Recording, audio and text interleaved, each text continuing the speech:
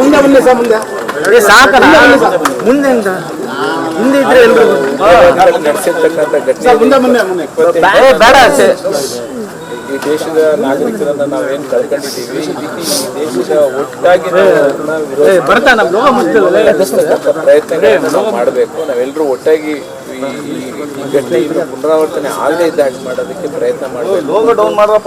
ಯಾರು ಇದರೊಳಗೆ ಸಾವಿಗೀಡಾಗಿದ್ದಾರೆ ಅವರ ಕುಟುಂಬಗಳಿಗೆ ಮತ್ತು ನಾವೆಲ್ಲರೂ ಕೂಡ ಒಂದು ನೈತಿಕ ಸ್ಥೈರ್ಯವನ್ನು ಕೊಡ್ತಕ್ಕಂಥ ಪ್ರಯತ್ನ ಮಾಡಬೇಕು. ಮತ್ತು ಈ ಘಟನೆ ಪುನರಾವರ್ತನೆ ಕೇಂದ್ರ ಸರ್ಕಾರ ಮತ್ತು ರಾಜ್ಯದ ಈ ದೇಶದ ಎಲ್ಲ ಜನರು ಒಟ್ಟಾಗಿ ನಾವು ಸಹಕಾರ ಕೊಡಬೇಕಾಗುತ್ತೆ. ಸಂದರ್ಭದಲ್ಲಿ ಕೇಂದ್ರ ಸರ್ಕಾರ ಜೊತೆಗೆ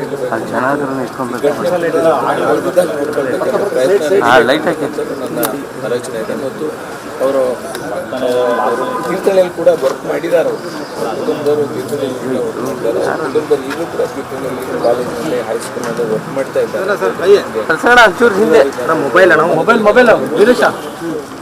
ಅವರ ದುಃಖದಲ್ಲಿ ನಾವೆಲ್ಲರೂ ಕೂಡ ಭಾಗಿಯಾಗಿದ್ದೇವೆ. ಅದರೊಳಗೆ ಅವರಿಗೆ ದೇವರು ಒಂದು ಸಹಿಸುವಂಥ ಶಕ್ತಿಯನ್ನು ಕೊಡಲಿ ಅಂತ ಕೇಳಿ ಪ್ರಾರ್ಥನೆ ಮಾಡ್ತಾರೆ. ಮತ್ತು ಹಾಗೆ ನಮ್ಮ ಬಗ್ಗೆ